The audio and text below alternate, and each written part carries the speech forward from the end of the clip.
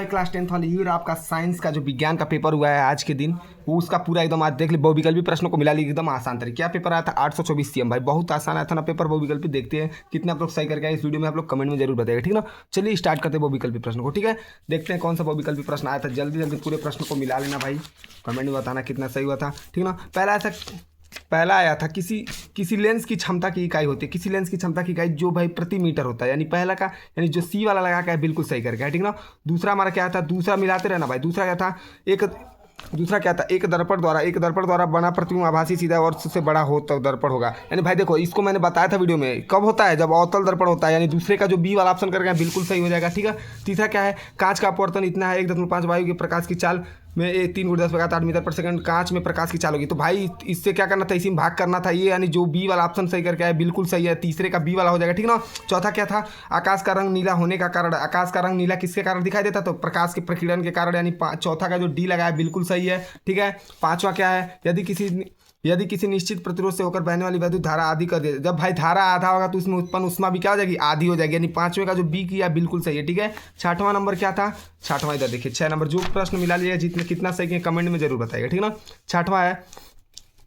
छठवां किसी एक समान चुंबकीय क्षेत्र से एक धारावाही चालक पर लगने वाला वैद्युत चुंबकीय बल का परिमाण निर्भर नहीं करता है। तो भाई देखो, वैद्युत चुंबकीय परिमाण किस पर निर्भर, वैद्युत धारा की दिशा पे बिल्कुल नहीं निर्भर करता है, यानी छठवां का जो डी वाला लगाया बिल्कुल सही करके, ठीक ना। सातवां प्रश्न क्या पूछा था, लघु पतन के समय वैद्युत परिपथ में वैद्युत धारा का मान क्या होता है। लघु पतन के समय वैद्युत परिपथ में वैद्युत धारा का मान क्या होता है, अधिक हो जाता है, यानी सातवां का सी हो जाएगा, ठीक ना। आठवां क्या था, C6 में सी परमाणु की संयोजकता। भाई हम लोग को पता है कि कार्बन की संयोजकता कितनी होती है, 4 होती है, यानी आठवां का जो सी करके है बिल्कुल सही करके है, ठीक ना। नौवां हमारा क्या है, नौवां है प्रबल बेस है। प्रबल बेस कौन सा भाई, इसमें प्रबल बेस कौन सा था, NaOH NH4OH CuOH का होल ट्वाइस, यानी AlOH का होता है। तो भाई हमारा NaOH जो था नौवां का ये जो करके आया है, सोडियम हाइड्रोक्साइड जो है प्रबल बेस है भाई, ठीक ना। नौवां का ये हो जाएगा, ठीक ना। 10वां देखते हैं, 10वां क्या है, 10वां यहाँ पर भरना था, को गर्म करने पर O2 गैस प्राप्त होती है। किसको इसमें से गर्म करेंगे तो O2 गैस हमको प्राप्त होगा। तो भाई देखो, लेड नाइट्रेट को जब हम लोग गर्म करेंगे PbNO3 का होल ट्वाइस, तो हमको क्या होता है, O2 गैस प्रवाहित होता है हमारा, यानी 10वां का सी वाला ऑप्शन हो जाएगा, ठीक ना।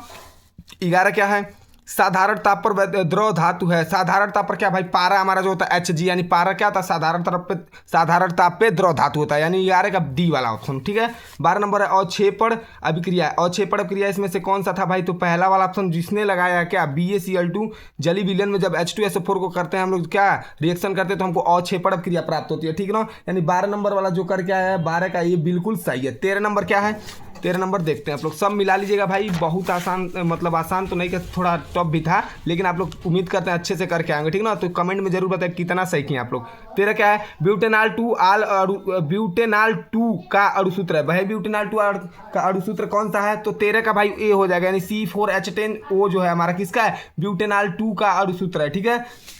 14 नंबर क्या था, प्रकाश संश्लेषण के लिए क्या आवश्यक है, यानी प्रकाश संश्लेषण के लिए क्या आवश्यकता होती है, तो उसके बारे में हमसे पूछा था, ठीक ना। तो प्रकाश संश्लेषण के लिए देखो भाई, यहाँ पर कार्बन डाइऑक्साइड जल क्लोरोफास्ट एवं सूर्य का प्रकाश हमको मिलता है, इसके लिए आवश्यकता होती है प्रकाश संश्लेषण के लिए, यानी 14 का सी वाला ऑप्शन सही है। 15 नंबर क्या पूछा था, थायरॉक्सी हार्मोन्स बनाने में किसकी आवश्यकता पड़ती है, तो भाई थायरॉक्सी हार्मोन्स बनाने पर हमारे आयोडीन की क्या पड़ती है, आयोडीन की आवश्यकता पड़ती है, यानी 15 नंबर का जो बी करके आया बिल्कुल सही करके आया भाई, ठीक ना। चलो 16 नंबर देखते हैं। 16 नंबर पूछा था, 16 नंबर आया था कि मेंडल ने लंबे और बौने मटर के पौधे के मध्य क्रम क्रॉस कराया तो प्राप्त प्रथम संतति पीढ़ी F1 में लंबे एवं बौने पौधे का प्रतिशत था।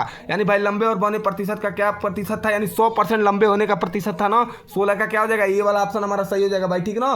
17 नंबर हमारा क्या था, 17 नंबर था निम्न में से कौन एक पारितंत्र का जैविक घटक है, यानी पारितंत्र का जैविक घटक कौन सा भाई, तो भाई ये सबको पता होना चाहिए कि हर पौधे जो थे पारितंत्र का जैविक घटक होते हैं, ठीक ना। 18 नंबर क्या है हमारा, 18 नंबर देखो भाई, 18 नंबर है हमारा, यहाँ द्वार कोशिकाएं पाई जाती है। द्वार कोशिका किसमें पाई जाती है भाई, तो फेफड़े में नहीं, यकृत में नहीं भाई, हमारा स्टोमेटा में द्वार कोशिकाएं पाई जाती है, स्टोमेटा, यानी 18 नंबर का सी वाला ऑप्शन से हो जाएगा। 19 क्या था, वायुमंडल के ऊपरी सतह में उपस्थित ओजोन गैस सूर्य से आने वाले किस विकिरण में से पृथ्वी की रक्षा करती है। तो भाई ये तो आप सबको पता होगा ना कि पैरावैग्निक किरण से क्या करता है, हमको रक्षा करता है ना, वायुमंडल के ऊपरी सतह से आने वाली ओजोन परत में से, ठीक है। यानी 19 का ये वाला ऑप्शन से हो जाएगा, ठीक ना। 20 वाला लास्ट बहुविकल्पी प्रश्न क्या था हमारा, कि निम्नलिखित में से कौन सुमेलित है, कौन सुमेलित सुमेलित है, यानी सुमेलित कौन है भाई, मिला जुला। तो भाई देखो विखंडन अमीबा, ये दोनों क्या सुमेलित है। 20 का ये वाला ऑप्शन जो करके है बिल्कुल सही करके है, ठीक ना। तो चलो भाई देखो ये 20 बहुविकल्पी प्रश्न है, और बाकी इधर जो प्रश्न आया था हम लोग आपको उम्मीद करते हैं अच्छे तरीके से इसको आप लोग सॉल्व करके आए होंगे। जितने ये सब प्रश्न आया था भाई, देखो वैद्युत धारा वाला प्रश्न आया था, आसान था ना, आप लोग इसको किए होंगे। जितने प्रश्न थे देख लीजिए, ये सब प्रश्न था, और यहाँ पर इतने प्रश्न आए थे, ठीक ना। तो चलो ठीक है, उम्मीद करते हैं भाई आप सभी ने प्रश्नों को हल किया होगा। जरूर आप लोग कमेंट में बताएगा भाई कि कितने प्रश्नों को सही किया था, ठीक ना। तो चलो ठीक है भाई, तब तक लिए इस वीडियो में जय हिंद जय भारत।